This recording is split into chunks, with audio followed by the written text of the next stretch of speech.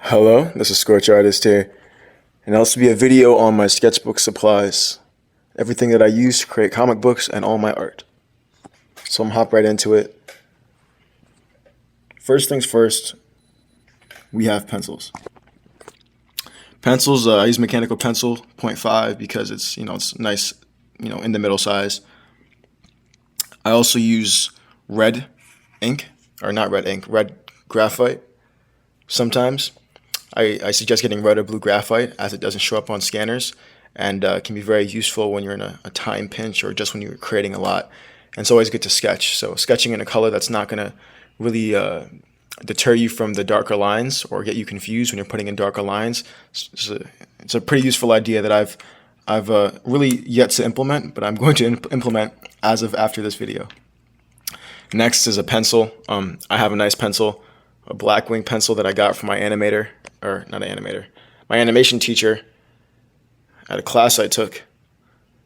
And it's a nice pencil because it's a dark lead, so you can get a nice dark line without applying too much pressure, so you can draw very fast and still get a nice dark line that can be visible. So it saves you time. You can use any pencil, obviously, but if you can, why not get a nice one? Because it'll help you a little bit. After that, I'm going to get into these Microns here. Now, I've used multiple different pigment liner brands, and some will work good, some will work bad, some will be leaky, some will be the paper will absorb some too much, and if it's not broke, don't fix it. So I always get Microns now because I know they're going to work. I know they have a nice formula for whatever they're doing, and I know it's always going to come out a nice straight and dark line wherever I put it. So yeah, Microns, way to go. Sharpies. Some people don't like Sharpies because they seem kind of cheap, but it is an inexpensive dark marker, so you can't really get much better than that. $2.39 or something, or $2 for like a pack of 2, which is like awesome. For large black areas, why not? This is my more detail-oriented brush marker. This one is a Zig clean color. These come in multiple different colors. I got the black one because I wanted a black marker, and I was trying to experiment with which would be the best brands. And this one has lasted me around 4 months of continual use. And it's made by Zig, who also makes a lot of manga stuff too. So that's also a plus. They know what they're doing in terms of markers and inking devices. I used I spent like $2 on this, I think, or maybe a little bit more than $2, and it's lasted me for 4 months of continual use. So I suggest getting something like a clean color. I know Palette does a marker that's really nice, and I know Zig does markers that are really nice too, as opposed to that one. After this, we have my Japanese inking weapons of choice. So here we have my G-pen. Very awesome utensil here. Can get nice very inline weight with the G-pen. The G-pen is actually the nib, not the entire thing. This is a pen holder by Zig, but the G-pen is by Zig too, and all of these are by Zig. So that's the Saji there and the Maru there, and I have a Maru in this one. This is the Tachikawa pen holder. But these all are on Amazon for not that expensive. They probably come in a big set, or they do come in a big set. And I ordered this too. And a quick side note is that all of these nibs are Tachikawa nibs. I'm not going to show you because you can't really see it on the camera, but they are Tachikawa nibs, which means they're not like a Zig brand of nib. Zig is just the manufacturer, or not the manufacturer, or maybe that's the word for it. But they're the ones who sell the Tachikawa nibs. So they are nice quality nibs. A brush for getting textures and stuff with black ink, which is always important sometimes, You can't always do that with Sharpies and Microns. Next is white pens. I wish I had some whiteout to use and show you guys. I highly suggest using whiteout just because it's made to white stuff out. If you don't have whiteout, you can always get, this is a Uni-Ball, I'm pretty sure. Uni-Ball Signo. I highly suggest getting a Uni-Ball Signo or a white pen that has thicker gel. Now, you want to get a thicker gel pen because pens like this that are thin gelled, or ink like this that is very watery won't cover a black line. This Uni-Ball Signo, on the other hand, is a thicker gel when it comes out. So it's a thicker ink, and it will cover a black line a lot more easily. Not going to be perfect all the time, but it's not going to, these ones won't ever cover a black line, and this won't ever cover a black line, no matter how much you try, because the ink's so thin that it gets absorbed into the paper very easily. But this, on the other hand, lays on top of the paper, therefore lays on top of your black line. There you don't have to go over it a million times, or do a bunch of other stuff. So I suggest getting a thicker inked marker, or just getting white out if you can find it, which shouldn't be that too hard to find. Next are my erasers. This is a kneaded eraser, typical artist eraser. It's used for getting into nice little areas.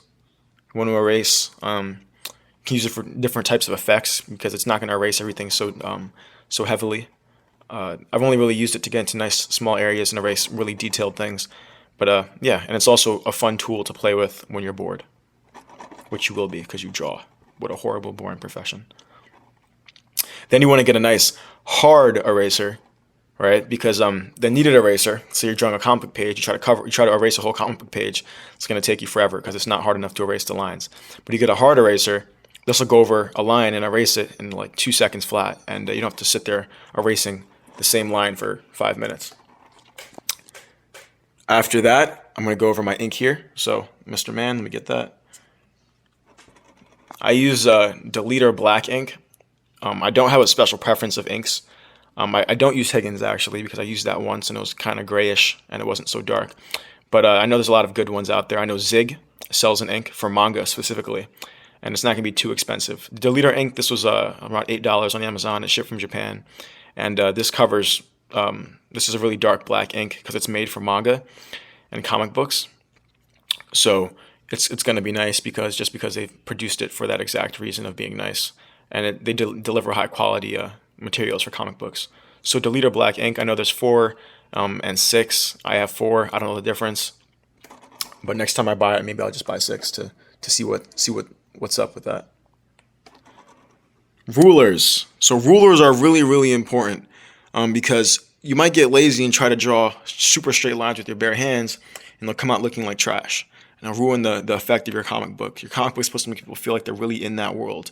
And if somebody's really in a world, they're not going to have a building that's like bending like that, like halfway through. They want a nice straight building. So I highly suggest using rulers. It may seem like a lot of extra work. I know it felt like that for me, but it will come out nicer in the end.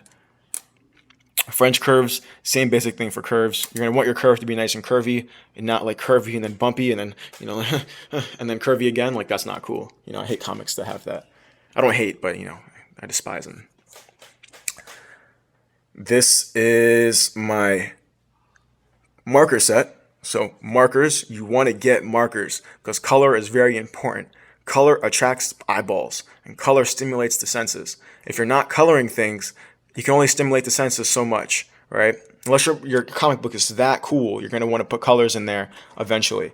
Now, I have Copics, and Copics are very expensive. You don't need Copics. There's no standard for marker as long as you can draw very nice with it. If you can make a nice comic with a highlighter, I wouldn't suggest it because it would kind of look low quality. But if it looks nice, do you, right? So I use Copics. Prismacolors are another great brand, maybe like $1 less expensive than Copics. But if you want to invest money, actually, I wouldn't say that because you want to practice with other markers and other tools like watercoloring and stuff like that. I have a watercolor set actually over there, but it's just watercolors and portable little set. But you want to experiment with a lot of colors and then gradually work your way up to the more expensive things like Copic markers. If you do have a color set and it's a big one like this, make a color chart. No brainer. You don't want to go searching around hoping. As many times, and I've tried to look for a color that I was using, and I grabbed the wrong color because I thought it was the same. I wasn't entirely sure, and I had to I wasn't entirely sure, and I was kind of in a rush, and you can't always realize these things. But the best thing to do is have a color chart. So if you're looking for a color, you know exactly what it looks like. You don't have to take it out and put a test every time you want to use a new color. So that's very useful for me. Next is my Wacom bamboo tablet.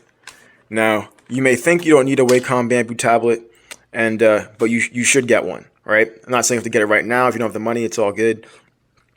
But I highly suggest getting a tablet and a computer, because we are in a digital world, and there's so many things that you can't do just with these tools alone. You're going to need a tablet at some point, because if you're competing, if your work is competing with other people's work, for the shared view of other people's of their mind, and your work is completely original, and it may be great that way, but some people can get to really nice detailed levels on the computer, and it's good to be able to do that too, because it'll give you a competitive edge, and you also you'll learn things. You'll get yourself out of your comfort zone, most likely, if you're going to computer. I know I did. And you'll learn things in the process, and your work will look a lot better because of it. So I highly suggest getting a tablet. I got the bamboo because it's not that expensive. They sell more expensive ones, like the Intuos, like those ones. Those are really, actually, yeah. Those are like more expensive. And they're definitely worth the buy if you can get them. But start small, work your way up. A light. Always get a light. Working in the dark sucks. Actually, I don't know. I never really worked in the dark, so I can't really say. Template for circles. Same thing as the rulers. You want good circles. A pose man, because you're not always going to be able to remember poses, and it's cool to have a guy to reference off of and sketch off of. Pose Maniacs is a way you can do that too. Pose Maniacs is a great website. I suggest doing a 15-minute practice of that every single day. If you're not that good and you want to learn to learn anatomy quickly, you should be doing like a Pose Maniacs practice 15 minutes every day, just to like warm yourself up, or 5 minutes or 10 minutes, or just do something that's going to get yourself warmed up, and in the process you're going to be learning things like anatomy and drawing girls if you don't like drawing girls, or drawing guys if you don't like drawing guys. So highly suggest getting one of these. There's lots of varieties of them, lots of different types of them. There's ones that look more human and ones that are more rugged, like this one. So just look them up and you'll find which fits your preference. And I'm pretty sure that's it. Oh yeah. So last but not least is my easel here. Get an easel. I don't want to sound like your mom or anything, but you want good. Your posture is kind of important when it comes to your art. I mean, I believe many times I've been drawing and I kind of just feel tense and I can't get my ideas out. And I believe it's because I'm not upright. I'm not breathing. I'm just kind of like sitting there, working it out. And when you can have an easel, it allows yourself to stand up straight or sit up straight and breathe. And that helps me get my ideas out a lot. Also helps your posture, which is like awesome. You don't want to be 80 years old with a hunchback, right? Or 50 years old with a hunchback. You never know. And it's my contacts info there. Call me if you want, but there's nothing really important there. But yeah, so get an easel. Yeah,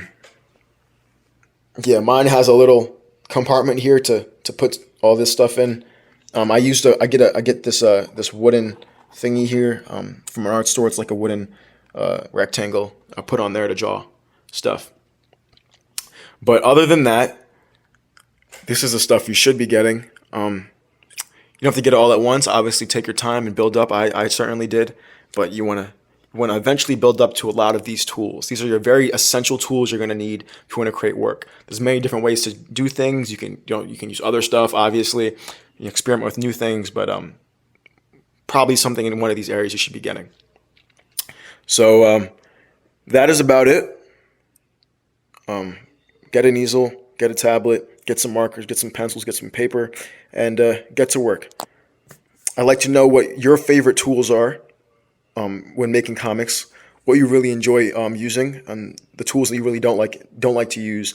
And if you see any tools here that I should get, I'd like for you to comment and tell me what those are so I can get them, and in future videos use them and hopefully teach you guys some things and learn some things in the process. So like, comment, favorite, subscribe, and this is Scorch Artist. Peace.